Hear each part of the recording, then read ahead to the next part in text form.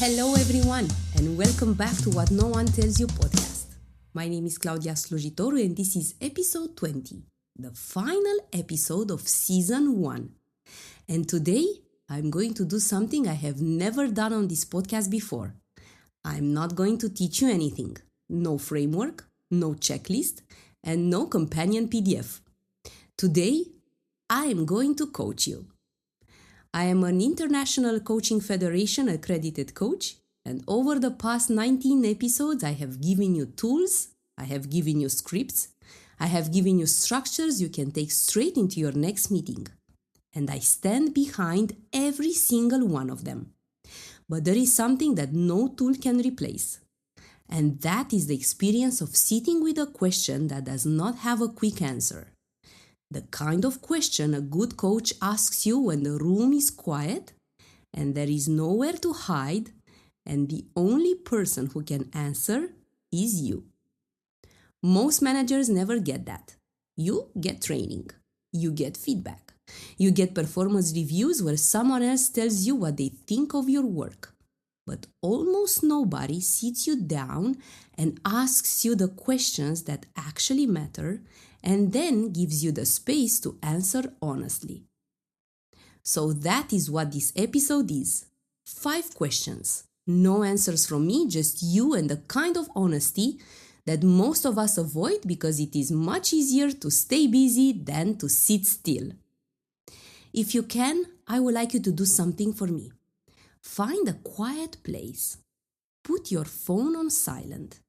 And for the next few minutes, give yourself permission to stop being the manager, stop being the leader, and stop being the person who always has to have the answer and just be someone who is willing to think honestly about where they are right now. This is your session, and I'm here just to hold the space. Let us start here.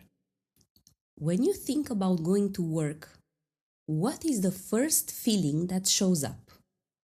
Not what you think you should feel, and not what you would tell someone if they asked. The actual feeling.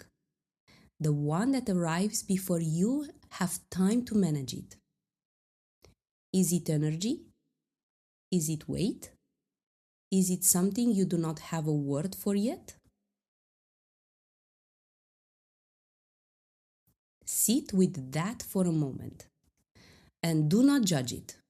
Do not fix it. Just notice it.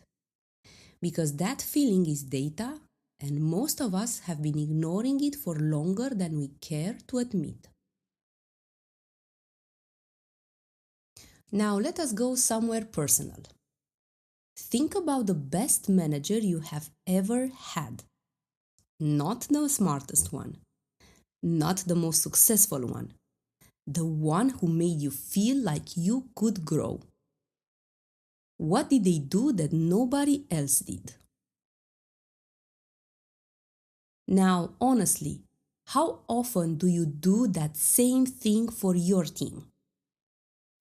I ask this question because almost every manager I have ever worked with can describe exactly what great leadership felt like when they were on the receiving end of it.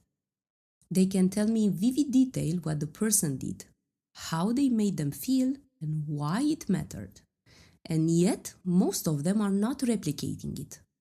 And it's not because they do not care, it's because it is easier to manage tasks than to lead people. Because somewhere along the way, they stopped being the kind of leader they once admired and started being the kind of manager they always said they would not become. If that last sentence landed, then stay with it.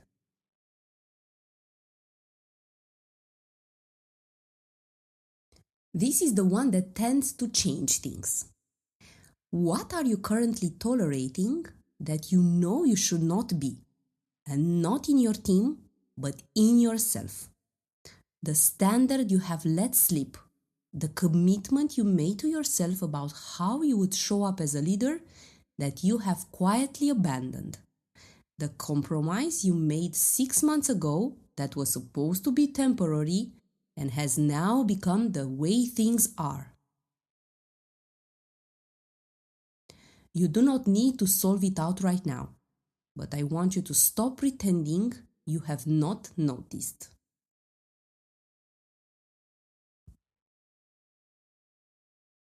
We are getting close to the end now, and I have another question for you. Question number 4. If you left your role tomorrow, what would your team say about you once the polite goodbye messages were finished? I'm going to repeat the question.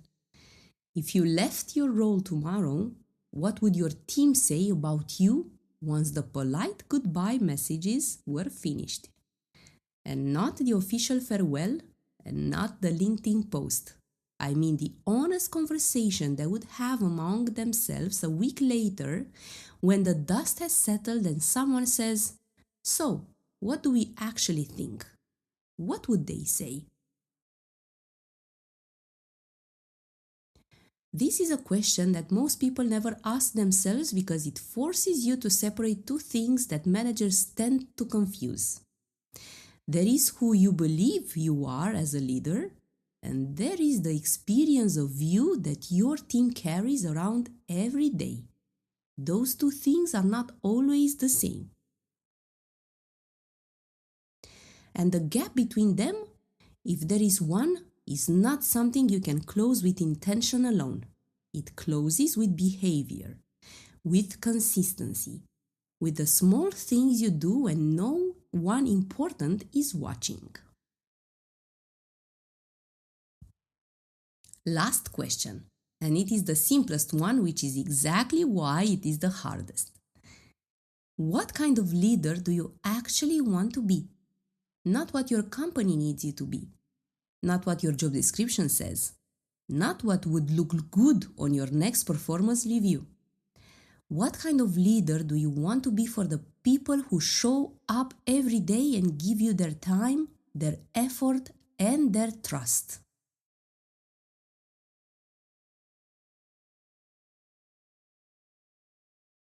Whatever answer just formed into your mind, that is your compass. Not a framework, not a best practice. Yours. That is your session. 5 questions. No answers from me because the honest truth is that I do not have your answers, and nobody does. That is what makes them yours. What I do know after 18 years in HR and hundreds of managers sitting across the table from me is that the ones who grow are not the ones who collect the most tools. They are the ones who are willing to sit in the discomfort of a question they cannot answer quickly and stay there long enough to find something real.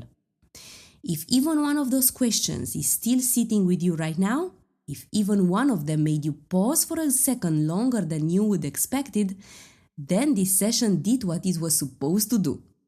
And this is the end of season 1 of What No One Tells You podcast. 20 episodes. 20 conversations about the things that nobody prepares you for when you become a manager. And I have to tell you, when I recorded episode 1, I had no idea whether anyone was actually going to listen. But you did. And you kept coming back. And some of you wrote to me that told me that something landed and that something shifted and that you tried one of the things I suggested and it actually worked. That is the reason season 2 is happening. Because there is so much more that no one tells you. And I am just getting started. My name is Claudia Slujitoru and this has been What No One Tells You podcast. Thank you for an incredible first season and I will see you when season 2 begins. And now you know, because this time you told yourself. Goodbye!